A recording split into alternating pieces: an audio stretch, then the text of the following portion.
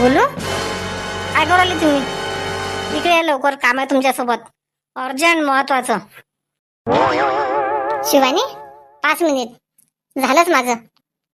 पा मग काकाजी, तुमच्या घराला घर दाखवून दे. वाटल्यास उद्यापासून भाड्यानं चालले या. तुमच्या त्या घर लक्षात आलं ना? ठीक आहे ना, तुम्ही फोन नंबर दिलास, फोनवर तुमच्यासमोर कॉन्टॅक्ट करतोच मी. ठीक आहे, बोला भाऊसाहेब. बायकोले गरम व्हायला बरं. शिवानी काय झालं? शिवानी तुले कोण तुला रागांदी आहे? आई काय बोलली काय? बोलली काय? तुम्हाला माहित आहे काय तुमच्या आई माझ्यासोबत काय काय बोलून राहिली? गोलू, तुम्हाला एकदा सांगतो मी मराठीत समजून, काय तुमच्या आईले असं बोलणं मला शोभत नाही. आज बोलली तर बोलली म्हणा, उद्यापासून असं बोलायची गरज नाही. काय तुमच्या आईला तुम्ही समजून सांगा. शिवानी तुला सांगितलं ना मी, आईचं बोलणं मनावर घेऊ नको म्हणून. मला तर सांगू नका तुम्ही. तुमच्या आईला 2 गोष्टी समजून सांगा तुम्ही. आता डबल मी तुम्हाला सांगणार नाही. शिवानी रागवू नको भरू, आपण आज बाहेर जेवायला जाणार आहोत. सांगितलं ना तुला रात्री. जीव खाऊ घालून माझं मन तुम्ही बदलू नका. तुमच्या आईले समजून सांगा तुम्ही पहिले. आईचंच काय करू मी? आई कुठे गेली? आई मला बोलावते लवकर आणि स्वतःच गायब होऊन जाते. आई, मनीषा आली का? तू एकटीच आली काय? आई तू एवढं अर्जंट बोलावलं मला कायच्यासाठी? काय झालं आई? तब्येत गिब्येत तर चांगली आहे ना तुझी, बाबाची? अरे मनीषा, आमच्या तब्येतीला काय झालं?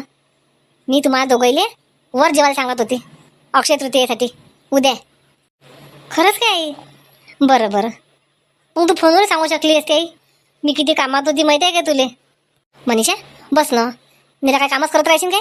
ये बस, आपण दोघी मायले की चहा घेऊ, मस्त नाश्ता करू. मला थोडेसे करंजा करू लागतो.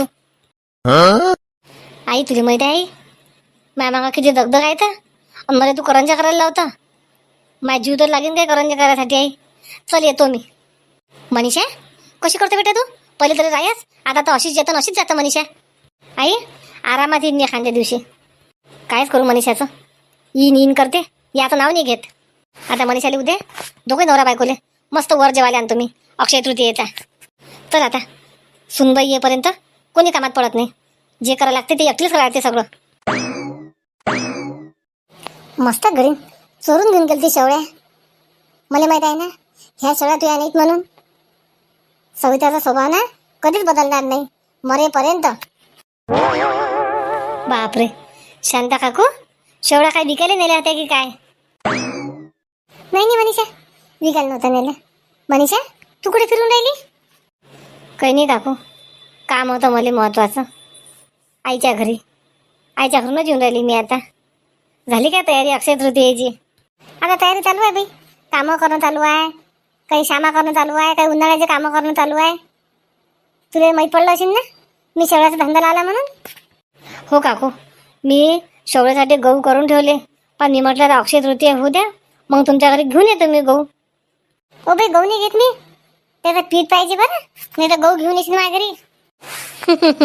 नाही नाही शांता काकू, मी पीठ वच गाड सगळं सगळं करून ठेवलं, फक्त तुमच्याकडे आणून द्यायचीच टाईम राहिला. चला येतो काकू. आपण समजदार, आपण सांगत नाही सवितानं शाळेत चोरून नेल्या म्हणून. तिची नावाची बदनामी करत नाही आपण, पण तरी बिचारी सुधीराचं नाव नाही घेत. शिवानी कुठे गेली? शिवानी पळायला वाटते तिकून तिकून बाहेर. इले फक्त चान्सच पाहिजे घराच्या बाहेर निघायचा. इले काय करावं लागते, स्वयंपाकात कपडे धुयात अशा कामात गुंतून द्यावं लागते. कशी बैर फटकते तर मग माहीत पडते. आई काय करायली आई तू? का रे गोल्या, मी तुला किती आवाज देऊन राहिली, तू कुठे होता आतापर्यंत? बरोबर आहे रे, बायको तुझ्यापाशी मला चुकल्या सांगत असेल ना. तिला धंदा कोणता आहे दिवसभर? तोच धंदा आहे. आई रिकाम्या गोष्टी करू नको तू, आणि शिवानीले त्रास देऊ नको. आई सोनं आणलं, कपडे आणले, हे धंदे अजिबात तिला सांगायचे नाही. तुला सांगतो मी. काय मला माहित आहे ना गोल्या, तुला तिनं काहीतरी खाऊ घातलं बरं. पहिले असा नव्हता तू. माया पोरगा कसा होता ते मला चांगल्या पद्धतीनं माहिती आहे गोल्या. शिल्लक बोलू नको नाही, रिकाम्या गोष्टी. कोण तू अशी करत राहत आहे? 2-4 दिवस झाले, 2-4 दिवस झाले की तुला अखरी कोण येते आई? तुला सांगितलं ना, शिवानीनं काहीच आणलं नाही. शिवानी कमावती पोरगी आहे आणि तिला तू अशा गोष्टी म्हणायच्या नाहीत आई. मला सांगू नको ते कमावती आहे. काय कमी करू राहिले चाळी तेव्हापासून? तूच तर तिला पैसे देऊन राहिल्या. पुरा पगार दाखवला नाही त्या अजून. आणि तिचे पगार कुठे गेले मग? मोठी कमावती आहे करून राहिला तुझा. आई, तिच्या लग्नांनी खर्च लागला आहे, ते पैसे ठेवून राहिली ते. तुला किती वेळा सांगतो मी आई, तू शिल्लक लक्षात देऊ नको आई. कोणत्या कामांनी तू अडथळे आणू नको आई. पण तू ऐकशील तेव्हा खरी ना. चल, ते नांदी लागायला पुरत नाही मला. मी चाललो इथून. खरी गोष्ट सांगितली तर जीवार येते. बायको बी तिकडे फुसफुस गोष्टी सांगते याच्यापाशी. मायाबद्दल भडकून देऊन राहिली याले. आणि याले तर अक्कलच नाही आहे. घाण ठेवली याची अक्कल. येऊ दे फक्त घरी तिले. कसं भडकून देते ना ते मा पोराले मायाबद्दल. सांगतो तुला 2 गोष्टी मी. घेणे म्हणा आता. कसं झटकलं पोरानं. आता माझ्यासमोर गोष्टी करशील. आता नाही करत, मला माहिती आहे म्हणा. आली वाटते महाराणी. काय भाई शिवानी, तुझ्या मनांदी काय आहे? कोण तो माझ्या पोराले मायाबद्दल भडकून देऊन राहिली शिवानी?